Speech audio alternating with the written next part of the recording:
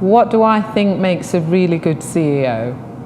I think to be a good CEO, you have to be able to relate to the people that you serve.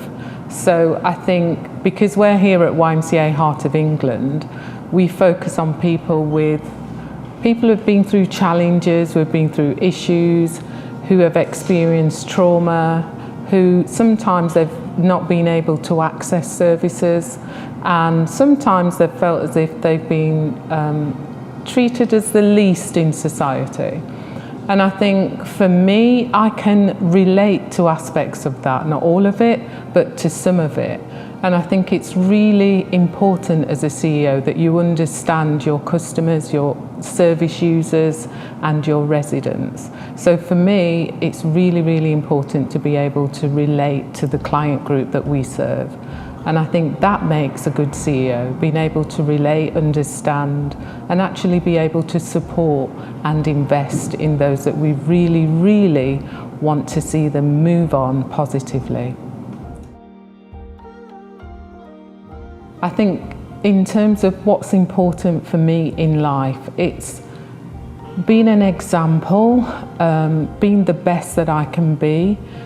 It's trying to look at things in a positive way, and I think also valuing people and trying not to be judgmental. I think those are really important things in terms of the kind of character that I'd like to be and I'd like to strive to be. I think family is important, and I also think friends are very important too. I think for me, having faith is important significantly, because that determines what I do and how I do it. So that's really important to me too.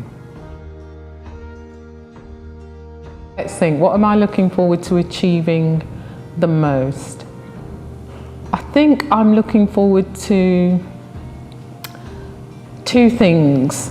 One is working with the teams that are surrounding me as CEO, as well as the trustees. I'm looking forward to making sure that our strategic plans are materialised, and so that we start to action some of the key things we want to do. So I'm looking forward to doing that. I'm also looking forward to hearing the stories about what have we done to change lives. And I'm really, really excited about some of those young people that we will impact, and them telling us, this is what you've done as a result of YMCA and as a result of your interventions. This is where I am, this is where I was, and this is where I am now. So two key things: working with an excellent team, and also making sure that those young people that we serve come back and tell us what we've done well for them.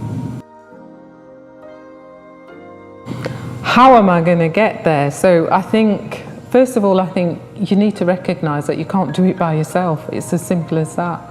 And you need a really good team around you that understands what the vision and the priorities are for the organisation. And that vision needs to be materialised in terms of actions and implementing it. It's no good having wonderful things written down if you're not going to live that vision out in practice. And I think how we're going to get there is ensuring that our behaviours represent the values that we aspire to. And for me, that's very, very important. So having a clear vision, ensuring that people around you are following that vision, but not just following it just because it's a vision, but because we believe it's the right thing to do. And we will know we're going to get there because we're going to live our values through our behaviours to make sure that we're not just saying it, but actually we walk the talk. And that's really, really important.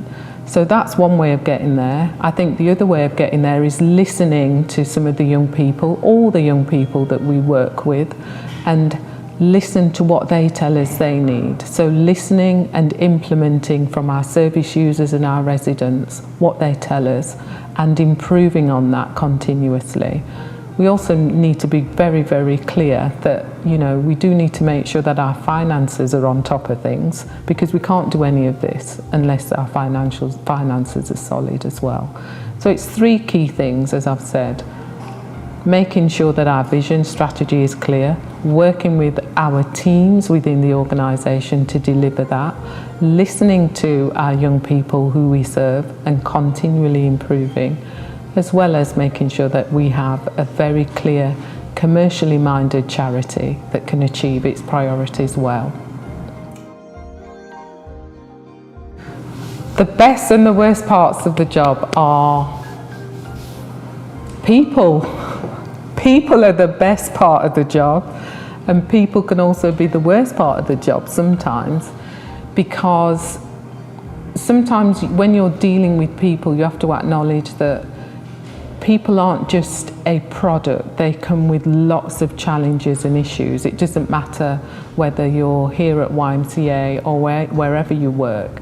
One of the best things about working at YMCA is that we recognise that people aren't just here to do a job. They don't just come here to be a concierge or to be a senior leader. They come because they believe in what YMCA stands for. So that's fantastic. That can also bring some of the other challenges with it, because we recognise that people aren't simply just here to do a job. They have families, they have issues, they have problems. The worst part of the job is also recognising that those challenges and those problems can impact people, whether you're working for the organisation or whether you come to access the services. So it's twofold. People are fantastic, and they can also be quite challenging sometimes. But where would we be without each other? Nowhere. So I think working with people is what it's all about, and being the best for them is what we want to be. So yeah, that's what I think. Now this is a challenge for me because I'm not very good at relaxing. That's the truth. I'm always on the treadmill, always doing things. But when I do get a moment, I do like to read. I like to read, and I like gardening. I find it quite therapeutic, getting into the garden and reading. So those are the two key things I like to do. I've recently joined the gym. I've joined the gym 2 weeks ago. So I'm going to try doing a bit of exercise and see how I get on with that. So we'll see. 3 words. I think determined, integral, and passionate. Determined, integral, and passionate. I think I'd describe myself as that.